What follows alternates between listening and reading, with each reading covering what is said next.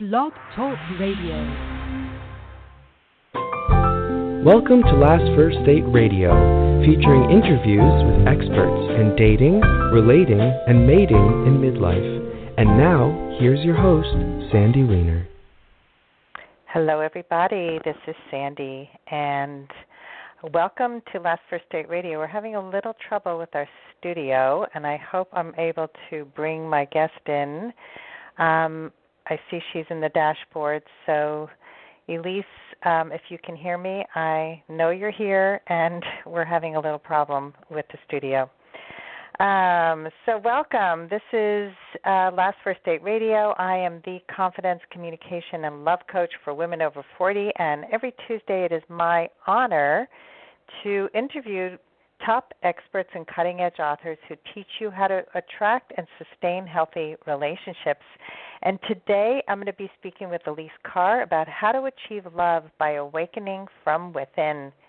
In my 10 years as a life and dating coach, what I know for sure is that if you identify and heal your unhealthy patterns from your past, if you honor and value all the parts of yourself, especially the parts that people told you were too much or not enough, you're going to transform your love life and become the woman of value who attracts in toe-curling epic love. Every week I bring you a tip on how to be that woman of value, and this week's tip is step number 1, which is to communicate clearly and graciously. And what I mean by that is that we often suppress our emotions. We do not communicate our needs in a way that people can hear and honor. And I'm about to launch my boundaries course again in a few months. We are releasing a video every week about a boundary challenge. So if you're not yet a member of my blog or subscribe to my blog, you can go on lastfirstdate.com and hit the blog section, and you can sign up to get weekly emails, or you can get my weekly newsletter. And I would love to have you in the group. So, on my email list. Anyway, join my private Facebook group if you're not already there. The group is Your Last First Date, and the conversation there is positive, supportive, and juicy. One more thing is that I forget to promote this, but I have a special promotion through Audible. If you're not a member of Audible, people love listening to audiobooks, there's a special deal that you can get through this show, and it's audibletrial.com/lastfirstdate. And your first book is free. You get a 30-day free trial. So go for it. Okay, so let me introduce our guest, and hopefully I'll be able to bring her on. Elise Carr is the woman behind StellaMuse, mentoring your journey of awakening from within through sacred guidance, sacred sexuality, spirituality, and soul. She has unwavering presence, fierce dedication, and spirited insight, and she guides inspirational souls on a purpose-driven mission away from illusion to create courageous love and mental clarity, harmonizing the body, emotions, and heart with the mind, and she guides you deeper into knowing yourself as a soul. She is a dedicated student of the Esoteric Mysteries and a certified Tantra practitioner, a Reiki master, a holistic life and health coach, and she's also a writer, a speaker, a model, and an artist, if that wasn't enough. So join me now for episode number 291, How to Achieve Love by Awakening from Within. Oh, I hope this works. I see the little thing spinning around, Elise, and it's not bringing you in. You might want to call back and see if that works. I'm sorry, I don't know what's happening with the Blog Talk studio today, but I had trouble logging in, and so it seems like my studio is a little bit messed up. So Elise is going to call back in. I see that she has hung up, and so I'm excited to have her come back in. We're going to be talking about the important conversation about how to awaken from within. So let me see if this works this time. Still spinning around in a circle. I know that it's also like super early in the morning for Elise. She's calling all the way from Australia or New Zealand. Oh, did that work? No. Okay, I'm still trying. Hello. Oh my God, it worked. This is Can you so hear me? frustrating. I'm so sorry. I hear you. Do you hear me? Yes. Hi, Sandy. Okay, How you going? thank you. Oh my God, thank you for your patience and for calling back in. This Of is course. frustrating.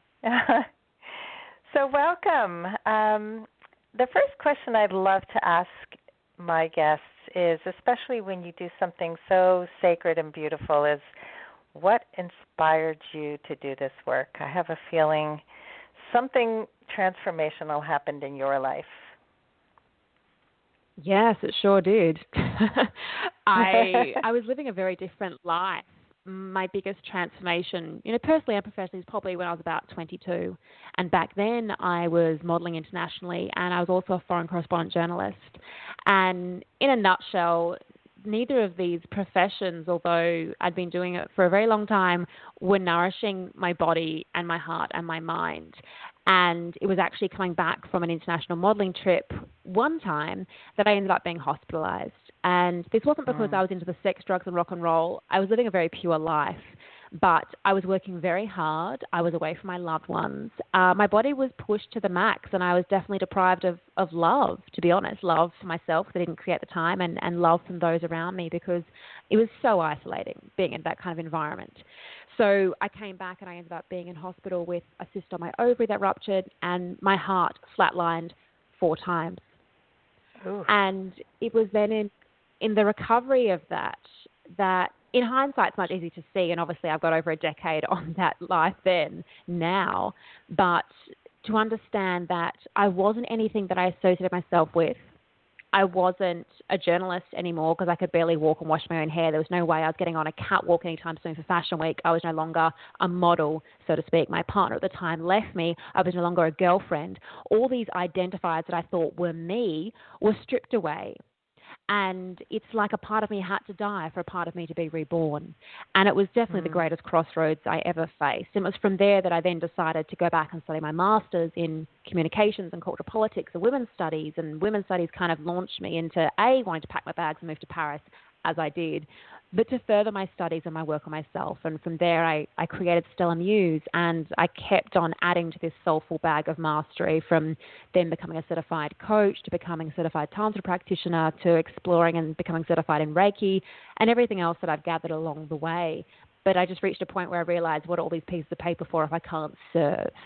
And it was a little bit, after the whole physical debacle, where I realized service is what is key. It's not just working on myself. Once you've done that, it's then showing up and giving to others. So that's when I kind of changed StellaMuse into a professional basis and began to offer the work I do through sacred guidance and spirituality and soul work. Wow, what a story. I love how you turned it around from total devastation and losing your identity to recreating yourself and finding your center and service. I mean, a lot of people don't understand what service is. Like, they think it means you're depleting yourself, that all you are, you live to serve. So can you explain a little bit more about what service means to you and how that looks? Sure. To me, in a sense, you do lose yourself because you realize that you and your own little world and all your little everyday problems, which for some of us feel extreme and for others really aren't a big deal, like let's say, breaking a nail, we realize in a sense of what's going on in the world, it is kind of insignificant. I'm not saying you or I are insignificant, because we're all part of the whole, but that's what we seem to have forgotten in humanity. We forget that it's not us and them and me and you, it is us collective. So when you start to tap into your ability to serve in whatever capacity that is, tapping into your skills, your gifts, whatever you're here to really excel in and radiate out, you have a shift in perspective. It is a shift in consciousness. And you start to get joy from that. I don't call it happiness, because I guess I see happiness has that polarity of sadness. You can't have one without the other. They're both sides of one coin. Joy is kind of something you get when you stand in the middle. So for some people at first it might be uncomfortable because it asks a lot. People might be quite demanding of you. This is why, as you already touched on before, you need boundaries. And we need boundaries in professional relationships as much as we do in personal relationships. So that's a huge one, along with honouring your truth and all those kind of things that I'm sure we'll dive into soon. So it all connects. How we serve our beloved or future partner is not too dissimilar to how, we might serve our tribe or our community, because essentially it's all coming from a place of love and loving kindness and compassion and non-judgment.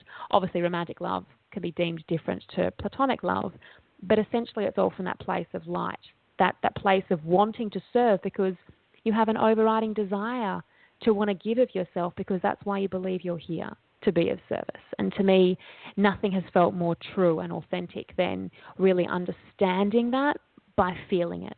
So if you're not feeling it and you're still sitting on the fence and you're still thinking otherwise, perhaps you just haven't found how you want to serve yet. And that's a journey in itself. Some people find it when they're very young. Some people find it later on in life. There's no right and wrong timing there. It's just part of the path. So how you want to serve? Because I think what I grew up with the model of you serve everybody and then you're really pissed off about it. So we don't want to serve, right? That sounds very feminist, 70s feminist, isn't it? Yeah, you don't want to serve with resentment. You want to serve from that place of these are my gifts and this is what I have to offer, and it helps me by helping others. I think, what you said about joy, and this has been a big topic for me in the last few weeks. I've been reading the Book of Joy with the Dalai Lama and Desmond Tutu's conversation.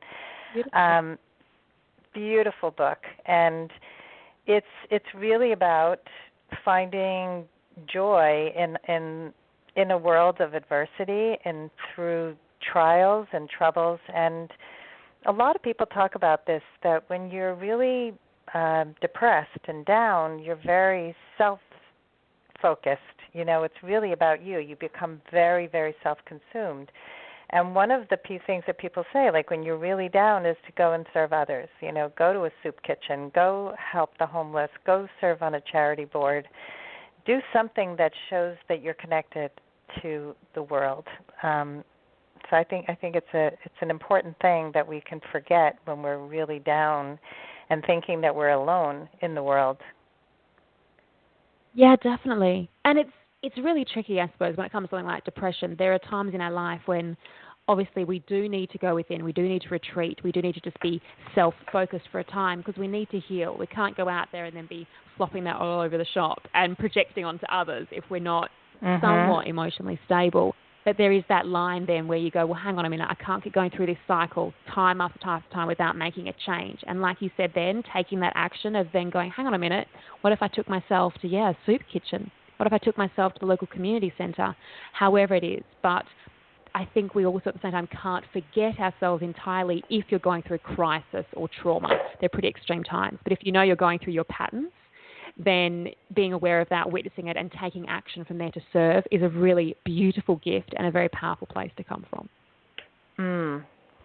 Yeah, I mean, I definitely went myself from a career in art, which was in service of others, but to a career of coaching, which is so much bigger because you're impacting lives that impact other lives. And so it's this ripple effect of when one person starts to have that internal shift, they affect everyone around them. And it's so expansive and so beautiful, especially if people are awakening at a later age. So let's talk a little bit about the awakening, because that's the topic of today's podcast. So what do you mean by awakening from within? Well, as we've kind of touched on very slightly with, the body as such, how you're feeling as well, and then, taking that action, we've almost kind of mapped it out. When we talk about awakening from within, we're talking about, and I can say esoterically here in a sense, the three lower vehicles, as we call it. Your three lower vehicles, as are mine, are your body on the physical level, your heart, which means your emotions on the astral level, how we feel, that kind of sense of energy, and then your mind on the mental level. And these three areas are what ideally we're going to start pursuing to work on and to harmonize so that we become in alignment, so that we can connect with whatever we believe is higher than ourselves, such as your own soul, your highest version of you, whether you believe in God, Goddess, Buddha, Allah, whatever it is. So looking at, past traumas if you need to, looking at your erratic emotions if you need to, look at the fact that you overanalyze if you need to. We need to start to learn to kind of see our own patterns, our own illusions, things that we believe are true but aren't. We just seem to convince ourselves that we can continue in our same ways. So it's a really good opportunity right now, if you're listening, to kind of check in with your body, with your emotions, with your mind, and see how you're feeling. Are you someone who's always tired? Are you someone who's always late? Are you someone who often feels quite hurt by people's words, or you seem to dwell in the emotional space a lot? Are you someone who's extremely, analytical and very heady, but finds it hard to connect your heart, to connect and maybe open up with people?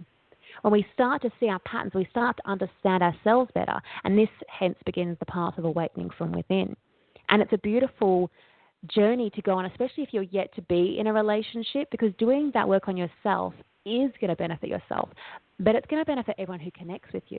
And you'll find when you start to do this work from within, you start to get to know yourself better. You start to actually live from a place of authenticity. I call this living from a place of soul, who you really are, what you really are, as opposed to living from personality. Something that's kind of adapted over time because you've had to kind of adapt to what's happened to you, protecting yourself and protecting your heart because you've been hurt before from a divorce or a long-term relationship or whatever it was, these kind of things. So we're learning to break away illusions and glamours, we can call it, things that don't serve us, to kind of crack through to our truth. Honoring your truth is so imperative for your entire life, and especially in preparation for going into that relationship, because you want to meet someone on that same level. You want to be with someone who's also working on themselves. You want to be with someone who's connected to something greater than themselves and who knows parts of their truth and who at least wants to work on it, especially if you are committed to this kind of path, which I imagine if they're joining you every week, Sandy, then, people out there must be. This is what we're seeking. We're seeking to share our life with a beloved who can see us for who we really are. That requires you to do the work to find out who you really are. So looking at yourself from that body physical perspective, the heart emotional perspective, and the mind mental perspective is the greatest way to start. And it's a really big rabbit hole. Don't be fooled. This is not overnight work, but it will happen. It takes dedication and time and showing up and reminding yourself, oh, look at me, I'm going back into my same old pattern again, and picking yourself up out of that quicker. Esoterically, we kind of picture this as the village in the mud where, wants and desires are, and addictions and gossip and emotions are just, this whole soup of it, this muddy soup. And most people live there because they're comfortable, they like it, it's easy. But then there are those who choose to pick themselves up and search for more. And at the top of the mountain, that's kind of like, an ashram or a temple or this beautiful abode where your soul wants to be, where that deep, deep part of you, that innate pull, ideally wants to drag you up to.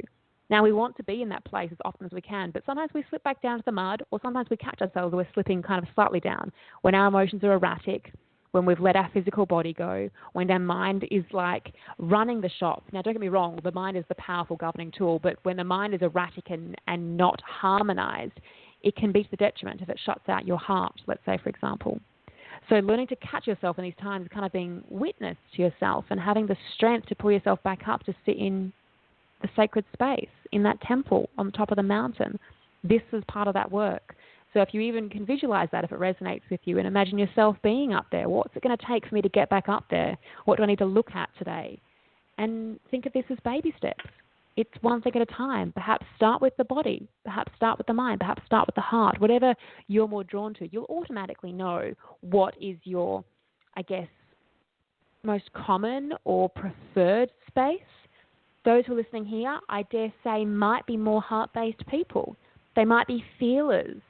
They're very much into reading New Age literature, as an example, or talking about what's going on with them. So maybe if that's you and you're going, yeah, actually, that is me, then start with your heart. Start with your emotions. Start with the process and cycles that you go through. And just know everything is shifting and changing and evolving all the time. So, like I said, it's not a quick fix. It's not going to happen overnight. This actually is a lifestyle. It is a way of life. So if you start now, all the better.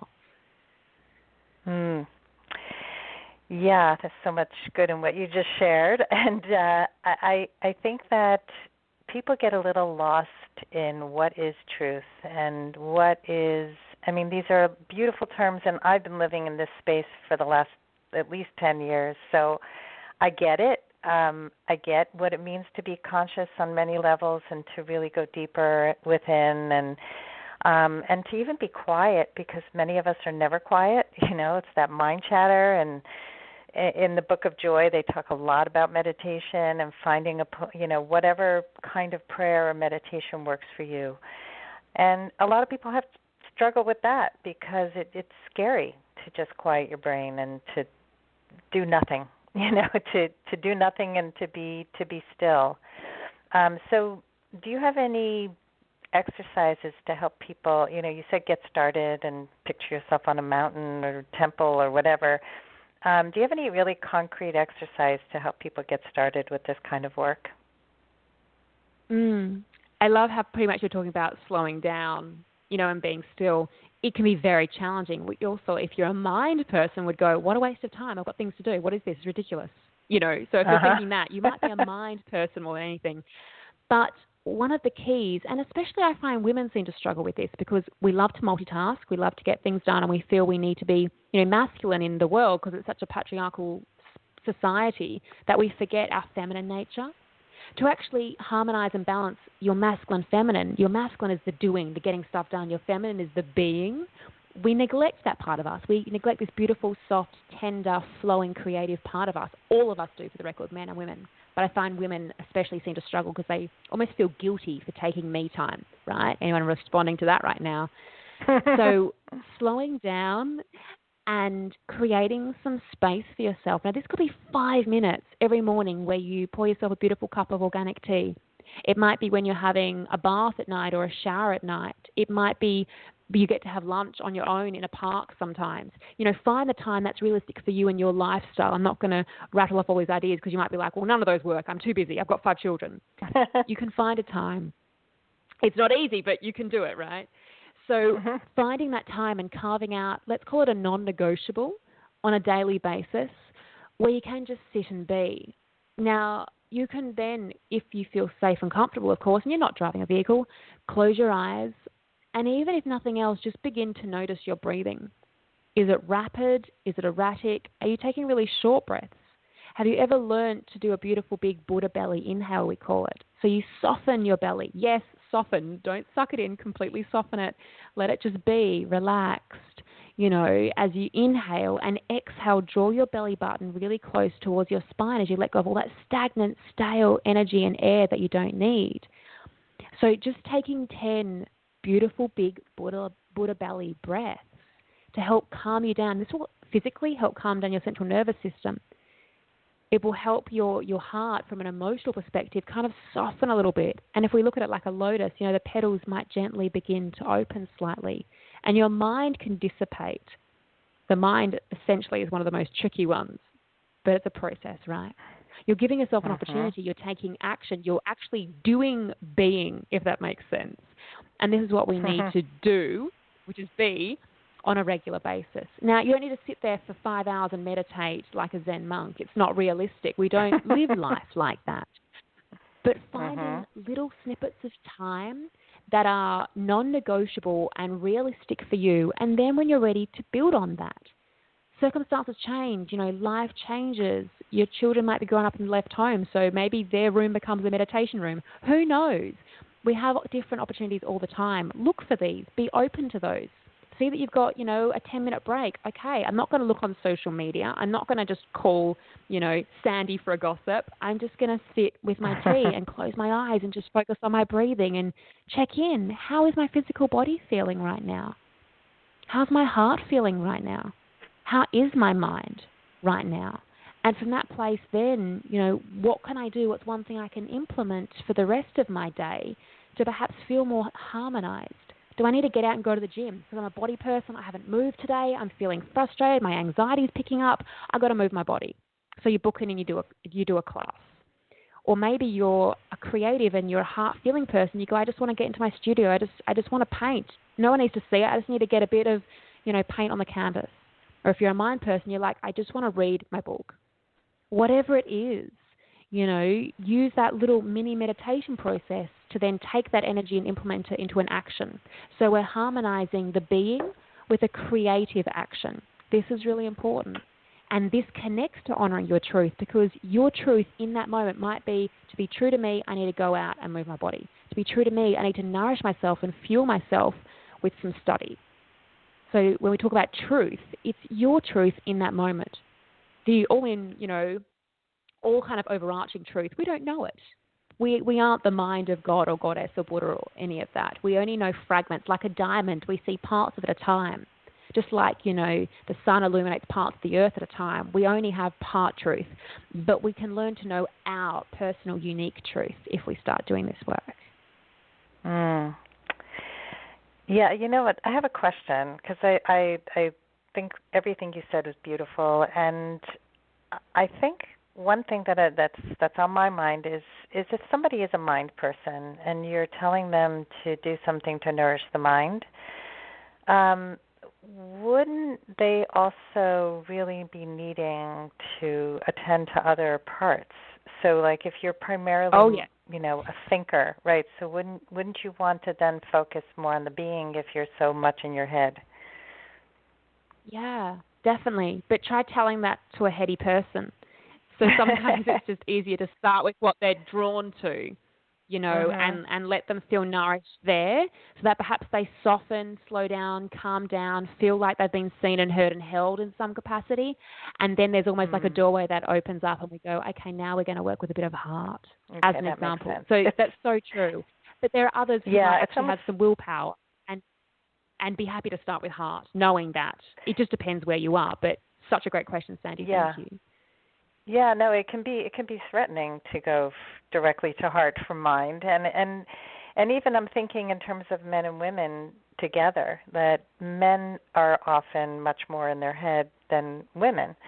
So they're much more left brain oriented as a whole. They might get, like, talking about feelings is not as common for them as for women who are much more relationally oriented. And so when you ask a man how he's feeling about something, he may freeze. But if you say, what do you think about that? He probably will talk about his feelings. So you kind of come in through the door that feels familiar to them, and you can get to the feelings sort of in a different kind of path. Yeah, very true. I believe that's kind of like, meeting someone where they are. Just like we would with people that come to us. You meet them where they are. And it's also having an awareness that we sometimes get caught up in our little world, how we see things, what's going on with us. We need to also sometimes step into someone else's world. We call that walking in their shoes, right? So being able to go into that person's world, maybe they've had a really big day, maybe something, catastrophic's happened, maybe they're really excited or joyful. To be able to get to them in that point, you have to step into their world. And this doesn't mean you lose yourself as such. It means that you're able to be adaptable and relatable, and you use that as a doorway to then communicating and sharing what it is you want to share with them.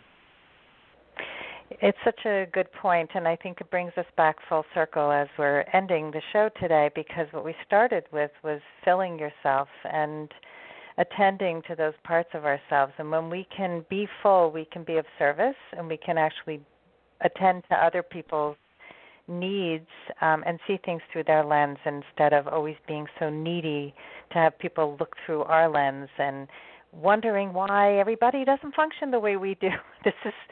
It's such a common issue in relationships where people fight about these kinds of things. I would never do something this way is a common thing you would hear. Well, no, you're not them. And there's a client that I have who is hoping to move in with her boyfriend, and he does not keep the same type of house as she does, and he has a lot of clutter, and he keeps buying more stuff, and he keeps saying he's going to clean up, and he doesn't really care that much about cleaning up.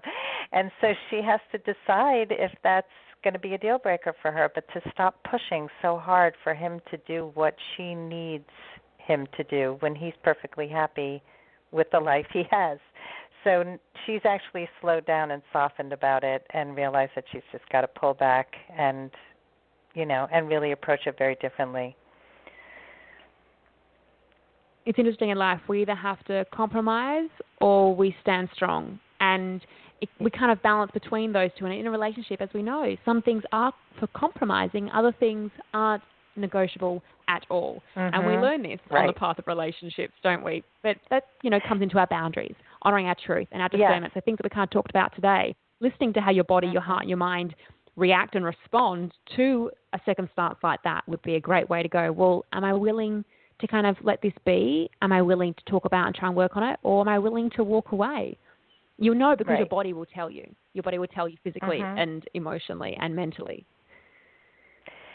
And it's so important to do that body work. I know a lot of women who come to me are so detached from their intuition, from their body, from their heart, from their feelings, and this is the work. When you can start really tuning in to what is your body saying in this moment, you're going to make wise choices from a place of abundance and expansion and connection.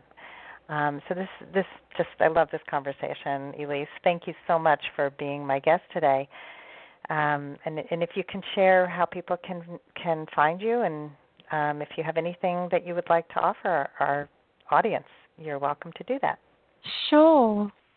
The best way to find me is at StellaMuse.com, and that's Stella with an A. And if anything resonates, there are a lot of articles and videos out there. You can also get my free ebook and a free 3-part video series, which talks about, especially for women, we call it the yoni heart-mind connection, the yoni being your sacred sexual space. So we're dealing with the body, the heart, the mind once again. So that might be of interest to those. And if you'd like more, you can also tune into my show, which is called Sacred Guidance with StellaMuse, which is officially launching today, actually. So you can find that on Stitcher and iTunes as well. Congratulations.